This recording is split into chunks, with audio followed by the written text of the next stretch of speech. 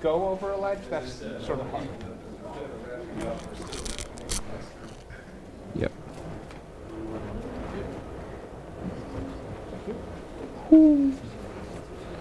Hey, if while you're talking I go, will they turn my mic down? I don't know. I could game the system. Can we fake feedback? Myself? Me, myself? Yes. Okay, like 5 seconds. All right. And you're live. All right. Welcome to the Anything But Ethernet Nota wrap-up. Being notacon, there are some Nota setups running in the next room. That are not a done. Yeah, the Anything But Ethernet contest was supposed to take place during yesterday and today as people set up their creations and finished their troubleshooting and moved data across them.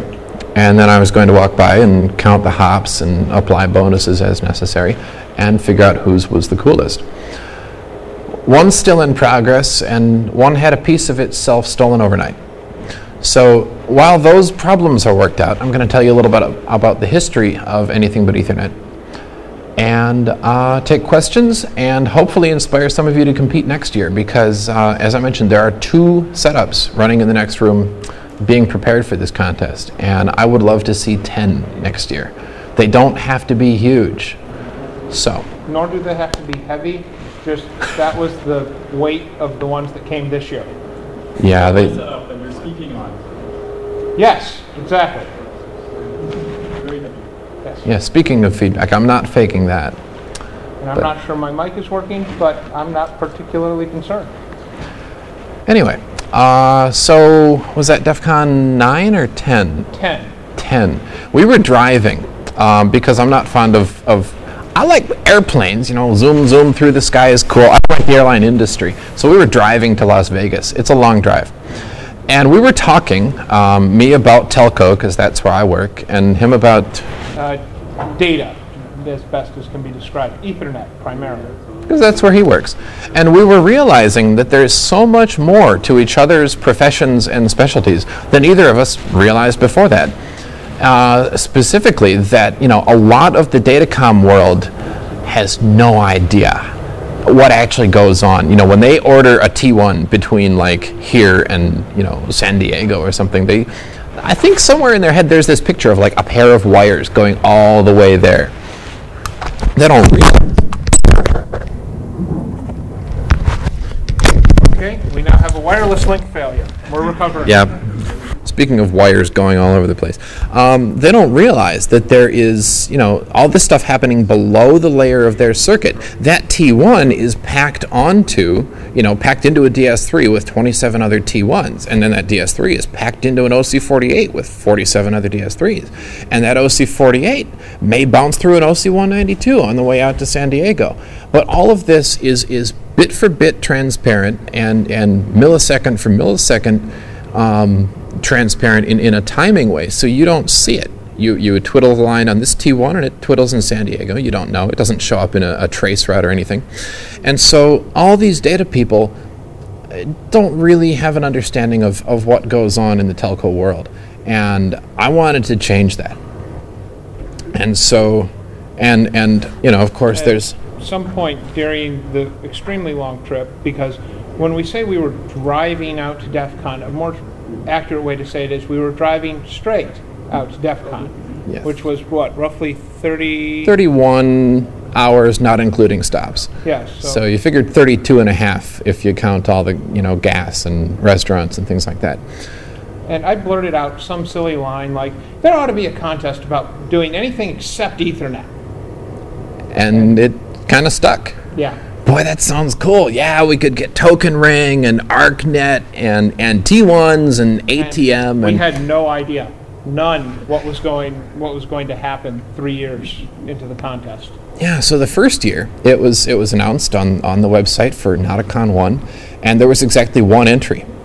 So it won, and it lost, and it took all the places and everything. And it was IP over voice.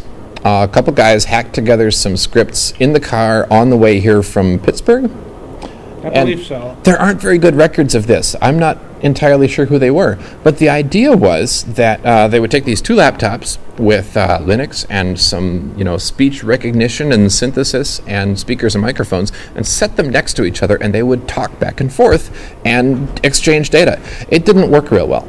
But more specifically, it was not just IP over voice, it was IP over profanity. Which I will not repeat here, but it's really priceless. If there are audio archives from the first year, you owe it to yourself to dig up the talent show, because that was when it was thrown into. I said, well, it's kind of a talent, whatever, do it during the talent show. The entire system was in fact wired into the room's PA system, which was amusing by itself to start with, but it got worse because the speech recognition side of it kept on mistaking people in the room saying something or people saying something over the PA as being the opposite end of the link trying to communicate. And they kept on trying to reset the link. So you'd come to the end of a sentence and all of a sudden it'd swear at you. So now you have to realize the people in question who were coming to the end of their sentences were the other talent show competitors. And so there'd be people up there singing the MIT engineering fight song, and as soon as they were done, F you. Yeah, it was funnier than anyone at the talent show. These two computers stole the show. But that was the first year. That was, and it set the tone for strange methods of doing communication at that point. We'd both envisioned something like, routers and modems and all these things that you actually use to communicate. And here were people taking this entirely more creative track than anyone had dreamed. And so for the second year, there were two entries, double the number the first year. And one of them was done by Strider, who's in the other room, and one of them was done by Amish One. Yes, I decided that there was only one entry in the first year, so I should add a second entry for the second year. So I'm going to go through and give the quick summary of what I did first, because frankly, it was less impressive. I built a system to push modem tones over VoIP. So it was modem data over voice over IP. This was not designed for efficiency. What it was a 300 baud acoustical coupler jacked into a standard Potchline phone, plugged into a computer running asterisks, comes out of an Ethernet link into a budget tone 100 SIP phone. I think there was one sitting over in the next room that somebody was playing with slash tricks. See if I can mispronounce that correctly. Which was then jammed into an acoustical coupler, the style that you might have seen 10 years ago, that people would walk up to airport phones and just sort of clamp to the phone. So it velcros to the handset. It's great. It's a wonderful thing. Which then came out of that and plugged into a 2400 baud modem. In fact, the first modem I ever was handed, purchased for me, birthday present when I was 10. Thing still works, 5-year warranty. They were serious, that thing still works. Okay, came out of that, and at this point, I've done something absolutely silly, but I felt like adding more links. So I ended up bouncing the entire connection, taking that serial link out, plugging it into an amateur radio TNC, into a radio, bouncing it off my car, which was sitting out in the parking ramp, to another radio and TNC combination, having it fall out of the serial port, and there's a terminal on the other. Then you type at one end, hit enter, and you'd watch it squeal, and then squeal on the radios, and eventually you'd see it show up on the other side. It worked. It was 300 baud, and latency that would scare you. But it did work. It did work. We were typing back and forth from one end to the other, is this thing on? Is this thing on? Apparently so. But of course, the moment we picked it up, because I constructed it in the next room and brought it over here, placed it in this room, it failed to work. It failed to work. My best guess right now is that using acoustical couplers in a room with amplified audio is not the best idea in the world. I could be wrong. My personal guess is that Budgetone phone, which has, it's made in like Taiwanistan or something where they've never heard of RF shielding, and you plug the thing in, and as it boots, you hear it on your radio. You know, when you make a call, you hear it on your radio. I think that might have had something to do with the ham. When you make a call, you hear it on your monitor. Okay. I didn't know those were supposed to be audio output devices, I but assure you, they are. in Budgetone world, they are. So I had to put that thing 6 foot away from my monitor when I was using it. Otherwise, not only did I hear my monitor, but I also watched the screen go. And it's sort of like, ooh, that doesn't look happy. yeah, you get what you pay for sometimes, hardware-wise. Anyway, the other entry was constructed by Strider, who's in the next room. And if he wants to wander over here, if somebody wants to invite him over here, I'd love to have him talk about last year's setup as well as this year's. But basically, where did it start? Oh dear. It started, you would punch a key on a keyboard. There was a machine running some chunk of software he had written. There were several machines running different chunks of software. Okay, I'm going to start and see if I can relay this entire string, and I will probably lose a hop somewhere in here. And we'd call that packet lossage, but this wasn't packetized, so it didn't matter. Start out with the machine, type a message into it, hit enter. That machine would translate that message into a semaphore code, but not directly. That was the fourth hop. No, it actually went into a 5x5 grid to pull the letter. Then the machine would yell 2 names from Pokemon across an audio link to another machine which was doing audio recognition to pull the 2 Pokemon names out to find the grid coordinate in the semaphore square that he was choosing. From that, he then had that machine which interpreted that. Hey, he's here. You explain it. All right, give the man a mic. He can have mine. I don't It doesn't remember like the network fully from last year. You should be recorded. Oh, thank you. Yes, for posterity or something. Well, Yes, try stepping in front of the camera too, also for posterity. ooh, cameras. Excellent. And lights. Well, anyhow, last year, the Anything But Ethernet competition, I partook in that and had some interesting things going on. This year, of course, the Semaphore Man is brought back. He's doing wigwag instead. Semaphore is a means of communication using flags on the end of your arm. Get in front of the camera. I don't even know Nate what the is letters, doing. but they're like 8 positions, like clock positions essentially, and the positions of the arms, you know, during wherever indicate the letters. And I can do that again if your camera missed it. But, the Semaphore Man, you have to go see. It's Lego motors and RC servos and cardboard, and it works. Right. He still works. He was in the entry for this year, except using a different protocol. This year it's wigwag, which is a single flag system of semaphore. How does that work? Like left, right, or something like Right. that? Some people use Morse code for it, with right being a dash and That's di. neat. But during the Civil War, the code that I'm using has something similar to Morse. So it's Vericode, but with different dits and dots. Of course, there was also the Lego printer last year. That took ASCII data over infrared. And from there, it had a built-in font, which took a lunch break to program. And it proceeded to print out characters quite nicely. But you've missed how About quickly. one character per minute, maybe? Well, last year it was quicker because since it already had the font inside of it, it could skip the dots which weren't there and just fast forward to where it needed to be. And if there wasn't any further dots on that line, just proceed to the next line, like, semi-intelligent dot matrix or bubblejet type printers. It of course uses thermal paper with a glow plug as its print head. Lots of RC gear in your setup. Just a bit. Couple servos, the glow plug.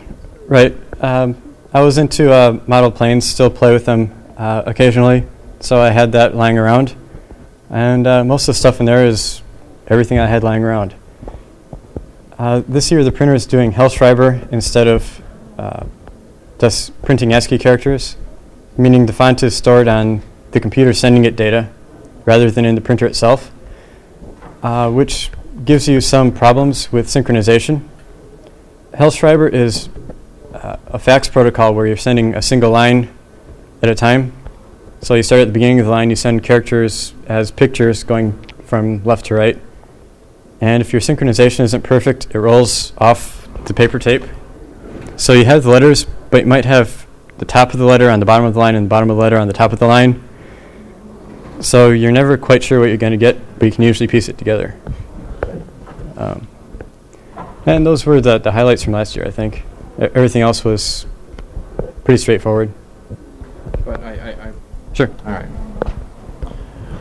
Last year, the main metric of performance was the hop count, simply how many times your data could change formats.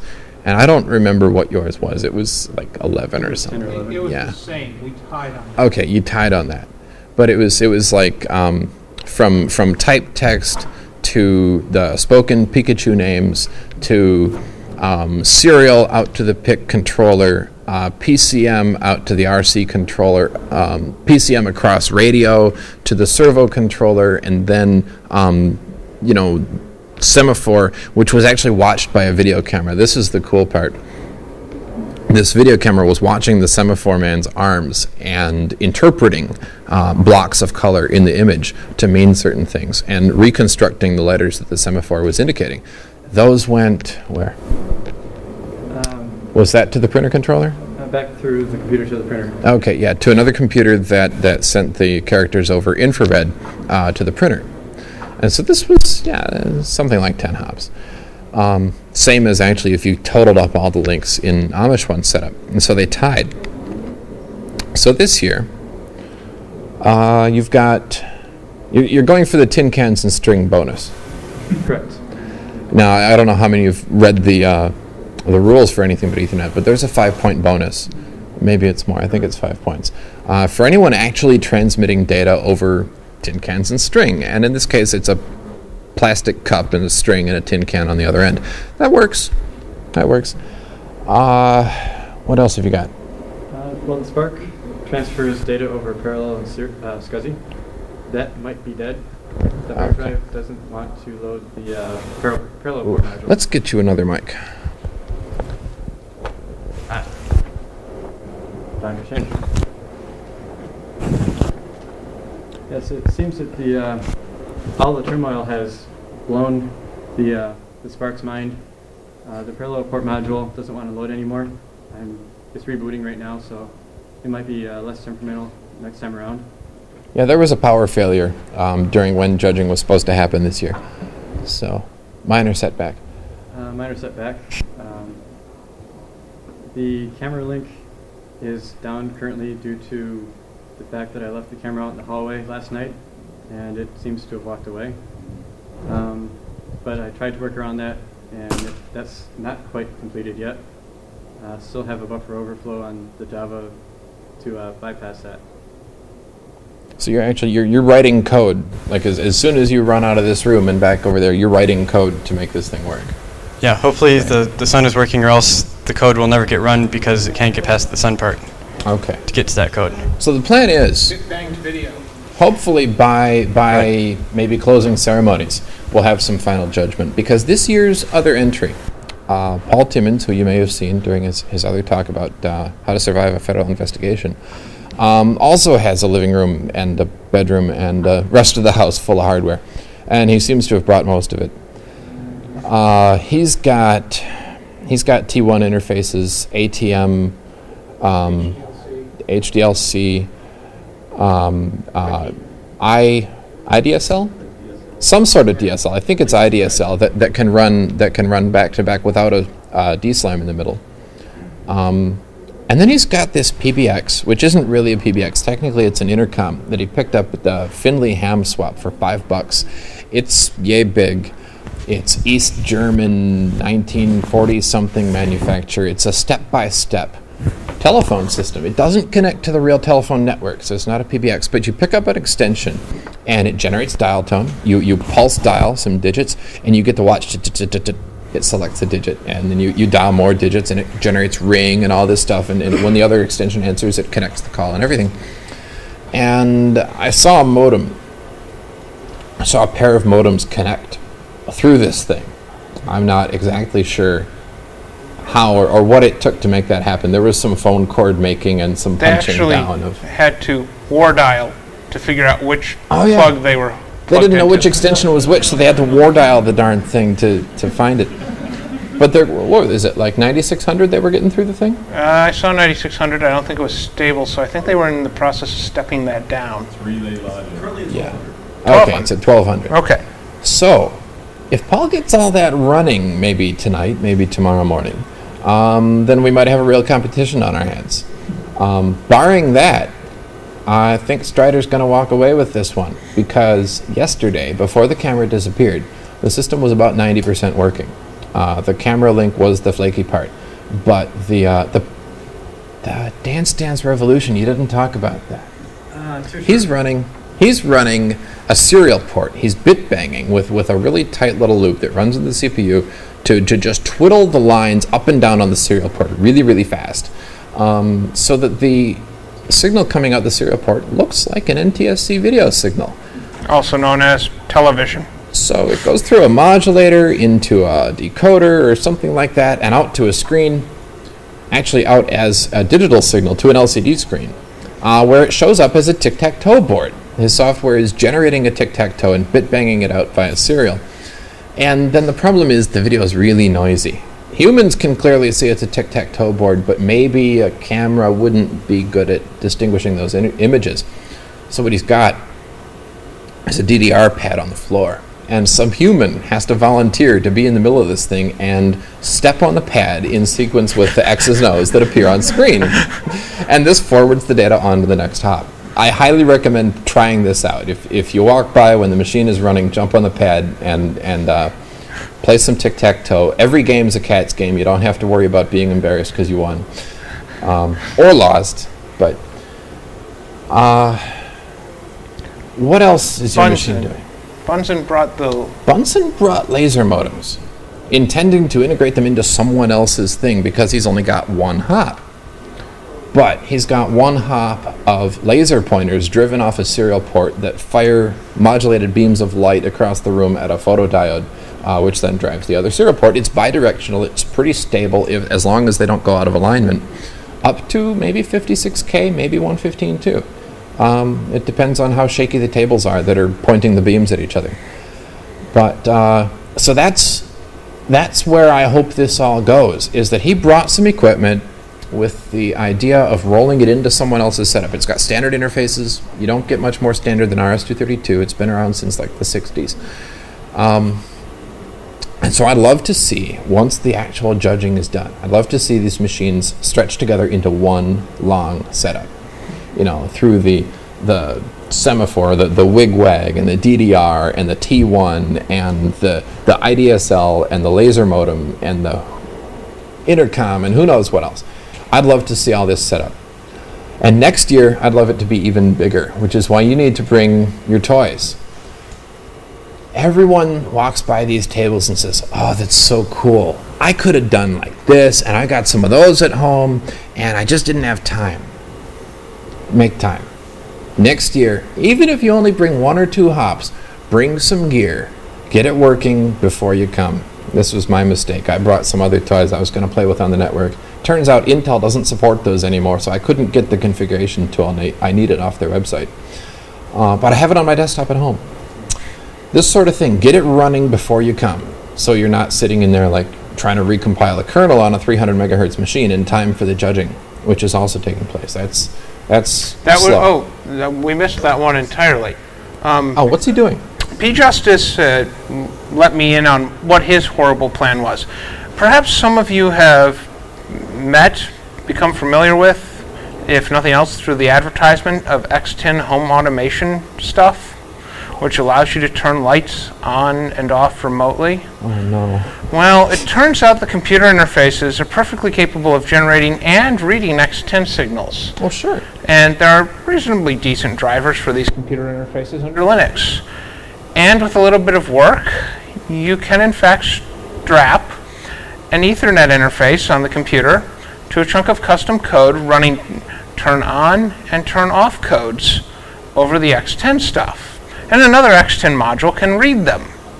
And thus, you can sit there and push out 1 byte or a nibble per signaling, which would be one of the 16 house codes, or one of the 16 device codes on this X10 link.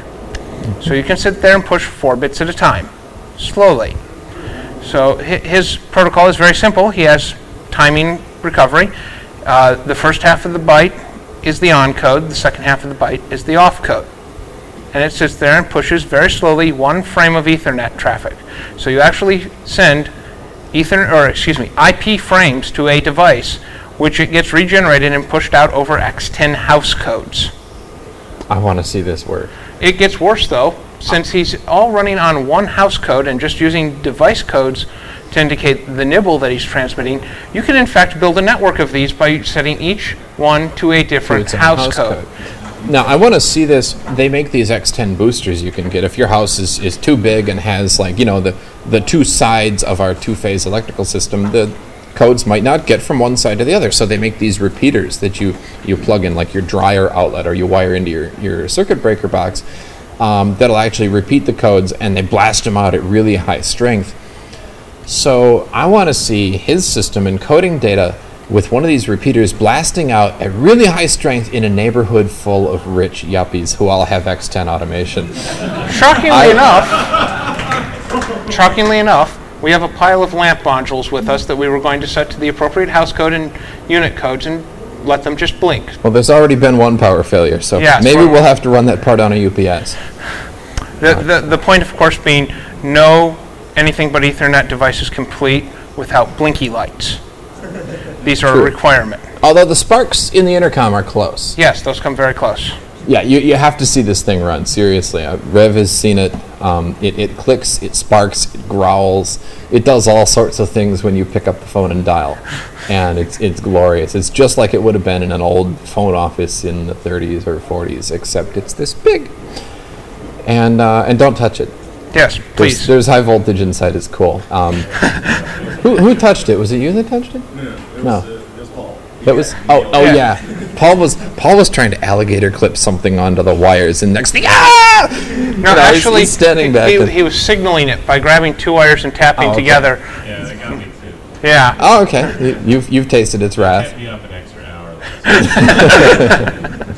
There might be some people into that. I don't know, but it's a lot of fun. So everybody stop by and play with the machines and say, man, this is so cool. I totally could have done this, and then do it next year. Because that's what this is all about, is getting people involved. This is totally within your reach. If you've got a remote control somewhere, and you've got one of those little interfaces, you plug it into your serial port, and your computer you can control with the IR. All right, there are remote controls you can drive with a computer too. There's your hop right there. Bring something, think of something, make it sort of standard so you can hook it into somebody else's something. And maybe next year we'll fill the whole room. And yes. Do we have defined winners yet, or is everybody still finalizing their We don't have defined winners. The power failure kind of set things back a little bit. But one thing we should do is open it up to questions if anybody would like to ask us, the poor people who came up with this crazy idea and unleashed it, any questions. Yes. What's the minimum speed you'll accept? You know, we'd really like to see it push a byte Per hour, maybe? Yeah. We want to be able to actually verify it's working during the con. The first year there really weren't a lot of rules. Although I think actually the first and second year rules were the same, weren't they? It's just nobody used them the first year. Yeah. Yeah. So there were originally 5 categories. Your network should be the fastest, longest, slowest, most varied, or most absurd. And all of the above. yeah, pretty much everybody tried for all of the above. So this year it's pretty much just 2 categories. There's like the serious network that I've kind of set the bar that you should be able to check your email over it.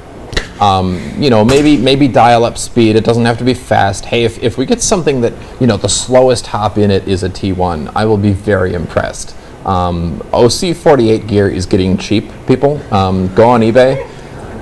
You know, you can blast a couple gigabits over a couple miles of fiber for a couple grand. It's a blast. But no, So the one classification is sort of serious networks that you can do useful things with, and it would be really cool if one end of these entries was actually plugged into the network, and then people around the con could be using it. The other category is sort of the hobby. If you soldered it together yourself, and if it involves servo motors, it's probably in the second category, where I would like to be able to send a few characters. Ideally, I would like to be able to send a sentence or two, error-free or reasonably error-free, to where someone could read the sentence and know what it meant. Pretty much as useful as a telegraph. Let's set that as the bar of usability for the second category. There is no minimum or maximum speed. There is no minimum or maximum length. One-hop entries will be considered. There may be honorable mentions. If you can do one hop of data transmission that's really absurd or really cool, or no one ever dreamed of it before, hey, you might get something for it. At the very least, you'll get recognition and get to play with a bunch of other similarly minded, creative people with other similar gear, and hopefully join them all together. Or as the case may be, very dissimilar gear. True. There was something else. Yes? Maybe a forum maybe for next year? Because I heard a lot of people talking about taking parts and, I don't have this part, I don't have that part. There is a forum. It's forums.notacon.org. You may have heard of it. Is there a section for the... Yes. Okay. Yes. There's a big old thread called Anything But Ethernet, Create a Team. And the first message in there says something to the effect of, since a lot of people might not have enough gear to put together an entire entry of their own, this thread should serve as a way for people to link up and work together and put together something really amazing. I think it got one post. So people read these rules and they say, man, that's going to be cool. I'm going to watch that. Or they say, man, I could do something for that, but I don't have the time. And I know that's not the case. You do have the time. I mean, you came here. And you do have the creativity. And all you have to do is have the drive to throw it in the car and put it together and make it work. In fact, we're reasonably sure that some of the entries were literally just the contents of somebody's living room thrown in the car. Something like that. So, hypothetical ideas. Who wants to enter what next year? Because there's this setup out in the hallway. Calvin, what's his name, has been soldering together these intricate little, they're like solder sculptures. They're copper and brass, and they roll marbles down ramps. There was a question in chat a couple weeks ago about, will there be room for a train? I said, what kind of a train? And they said, model train. Oh, okay, yes, we can accommodate a model train. And he doesn't have it working yet, and rather than enter something that's not reliable, he's decided to work on it for another year. But he assures me that if at all possible, he'll have a train next year, where he's got little hopper cars that accept marbles. He's got like 4 spaces within the car for marbles to be or not be. And then they're going to zip around the table and dump the marbles, which will interpret those bits. And, like 2 passes will make 8 bits or something like that. Maybe multiple cars per train. I really can't wait to see this. That's going to be glorious. If I could interject for just a brief moment. Please do.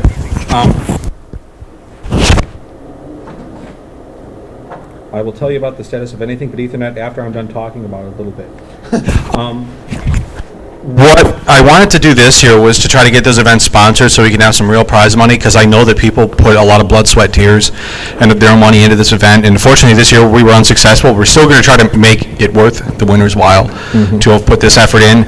So if you have any suggestions or any link ups at like Home Depot or Best Buy or any company that likes a lot of really cool, weird engineering, I'd love to get this sponsored, just like DEF CON could get their wireless shootout sponsored, which is really cool, but not as cool as this.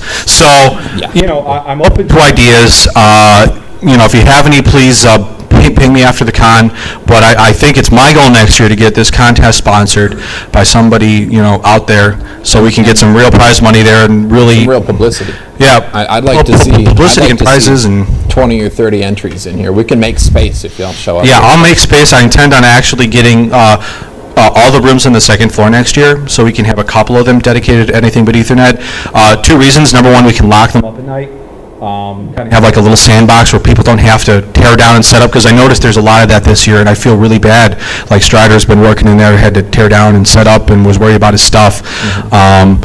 I think that's really important just to get a nice sandbox area. So do you think that's... I think that's wonderful. All right. More space is good because, you know, being in the network room is great. People can wander by and see what's going on, but there's a lot of network room stuff happening. Yeah, and considering how many people have hit the con suite, which if you haven't been up there, there's more balls up there. So it's our last case, which I don't expect it to last more than 5 seconds after this talk. But I think they want us to wrap this up soon. Oh. So I'll hand Mike back. Thank you.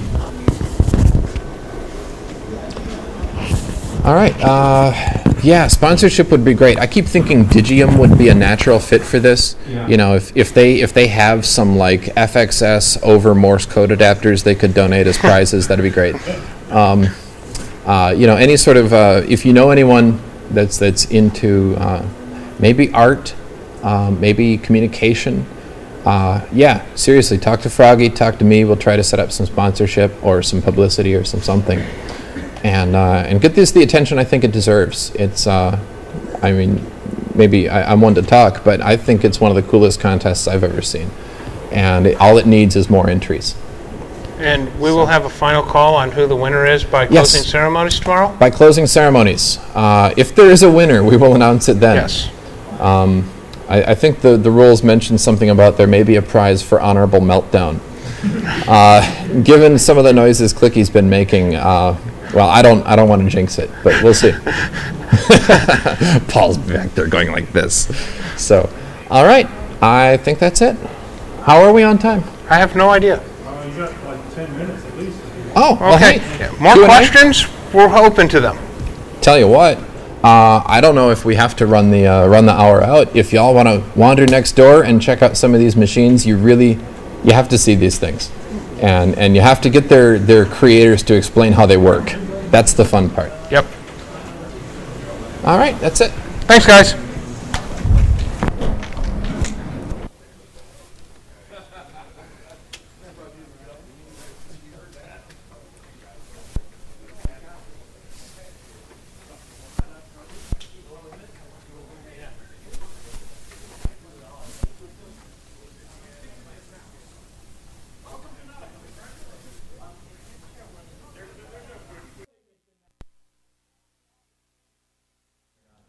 Difficult challenge of your show?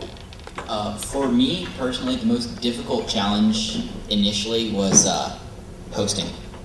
Finding a place to put the show. Because we started out, a friend of mine was like, yeah, sure, I'll host your show on my server or whatever. Not expecting, you know, anything big to come out of it. And like the first few episodes, we got a lot of downloads and ran his bandwidth out. And so he was like, yeah, I know I told you I'd host it for free and everything, but I'm not, and you have to pay me now. I'm not going to host it, you have to pay me for everything you just used up. Let's see also the 75 meg per show download. Yeah, I mean, it's basically, but I guess if you catch on to the smaller file size, it won't be such an issue. But finding, yeah, I still, I mean, I still haven't paid him for it, but yeah, I still talk to him, so. You know, trying to find the time between work and, you know, all the other stuff that you got to do to actually live and continue living, finding time to sit down and do all the same stuff that I do. Well, actually, one of the things that you know, I've got Mountain Dew and Toasted News over here, and the Hacker Media panel thing is getting a little bland, and I'm getting really bored. How far back will it go? Let's swing it around.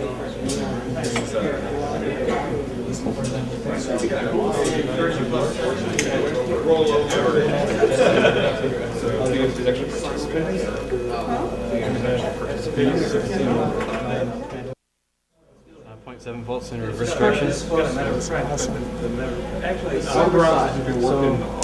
CTS line, when it's down, sends your sync. Your transmit line sends your screen signal, and you get stuff on screen. Based on I'd open up like 500 and have a course for 5 seconds. Due to the granularity of the timings, you get the jitter on the screen. Not much you can do about that. Possibly if you're using the parallel part, you could do grayscale. I'll leave that up to the user. Whoa, did I erase it by accident? Yeah, you cut it out, then you saved over it. That's what the accident. Semicolon. Can we do a shell strip with the...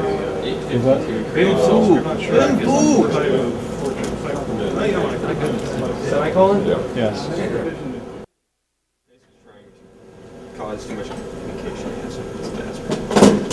Low power noise. Yeah, we need an isolation transformer to truly power this. Running extension down the elevator. I mean, they gotta have ISO blocks somewhere, just like that. So. It's big enough. I don't know, man. Yeah. I don't really know. I mean, it is I this thought one, we had some in some other buildings. And This is the not ugly version. There were two choices, ugly and broken. This is broken or pretty. actually, I think it did dark. Oh, I should import the old line. The what? The wall of shame is back. Excellent. I have no idea. Oh, that'd be scary. An RSS feed. No. The OpenFTP.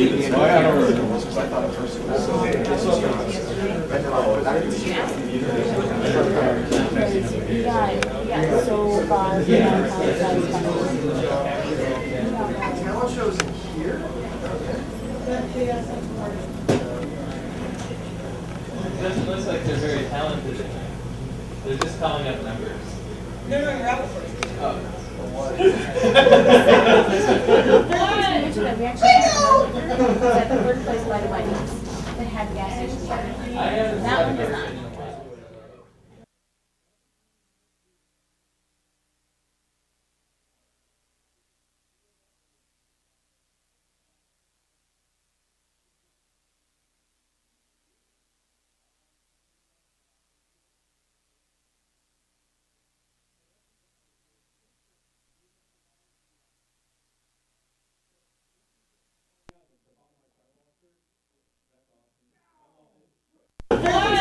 We actually had at the third place by the Whitehouse that had gas station there.